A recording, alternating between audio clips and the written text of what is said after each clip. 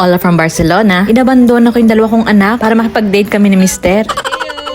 Actually, gusto lang talaga namin sulitin ng araw na wala si Jana. Dito kasi once a year, nasa-summer camp ang mga bata simula 3 years old. Isa siyang activity ng school na hindi naman obligated na isamang anak mo. Yun ay kung gusto niya. Meron din mga bata na umiiyak minsan kasi ayaw talaga nila sumama. Pero ewan ko, iba kasi yung pagpapalaki ng ibang magulang dito sa Europe. Parang gusto agad nilang turuan yung mga anak nila na maging independent. Marami naman kasi talaga silang matututunan sa mga summer camp na ganito. Ako nung una, medyo nagulat din ako. Nagwo-worry na baka umiyak yung anak ko doon at hindi makatulog ng maayos. Kaya bago ko sila i-sign up sa mga ganitong activity, tinatanong ko muna sila kung gusto ba talaga nilang sumama. Dahil game na game naman itong bunso ko na 4 years old, ay sige, go na. 2 days and 1 night lang naman ito. 9 sila nung umaga akit ng bus. Kung nakikita nyo, andito lahat ang mga nanay at tatay para mag-wave ng goodbye sa kanilang mga chikiting. Para kami mga ewan dito kasi wave lang kami ng wave ng kami pero di naman talaga namin alam kung saan nakaupo ang mga anak namin dyan. Tinted kasi yung window.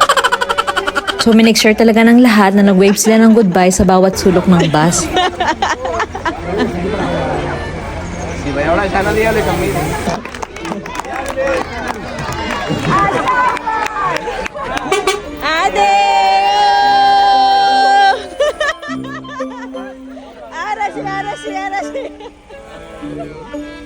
So pag-alis nga ng base, kumaripas na kami ng takbo. Napansin ko talaga lahat nagmamadali kasi siguro may mga trabaho pa silang pupuntahan. Kami naman ay nagpunta sa shop at nagtrabaho na rin. Pagkatapos ng araw ay sinundo at hinatid namin ng panganay ko sa mom-in-law ko. Doon namin siya patutulogin para masolo namin ng gabi.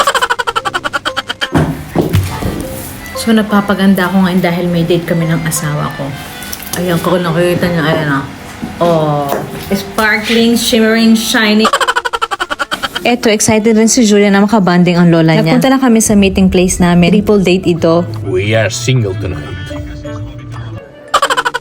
Sinama namin ang dalawang couples pa na parents din ng classmates ng anak ko sa school. Single din sila tonight. Hindi pa ako nagdi-dinner, inuman agad. Very typical sa kanilang ganitong night out. Pupunta sa bars, magkukwentuhan habang umiinom at kumakain ng tapas. Ang tapas is Spanish dishes served as appetizers or snack. Ang word na tapas ay kinuha sa word na tapat, which means to cover or to lead.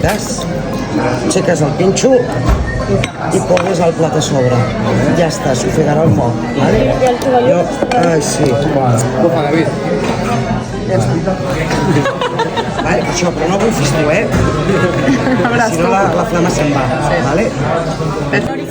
Nasunog yung papel at binugahan pala ni ate yung pagkain namin. Ngayon ko lang napansin habang nag-voice over ako. Kaya pala masarap. Back to tapas. Paano nga ba nausong tapas dito sa Spain? Okay, once upon a time, charot.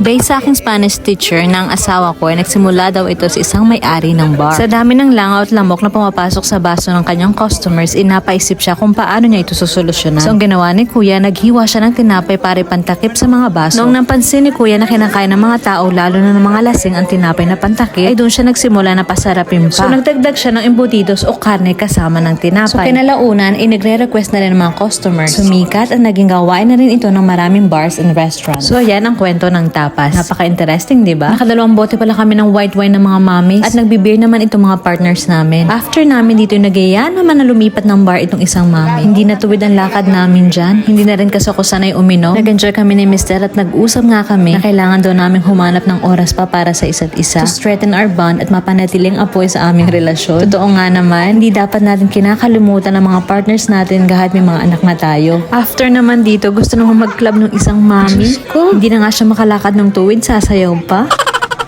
Dahil Thursday at lahat ay may mga trabaho pa kinabukasan ay nag-decide na kami umuwi ng bahay. Bago umuwi ng bahay, nagpa-car wash muna kami. Nagatnan kasi namin ng kotse na nababalutan ng ipot ng ibon. So guys, hanggang dito na lang muna ang video natin for today. Sana nag-enjoy kayo. Hanggang sa susunod. Adios!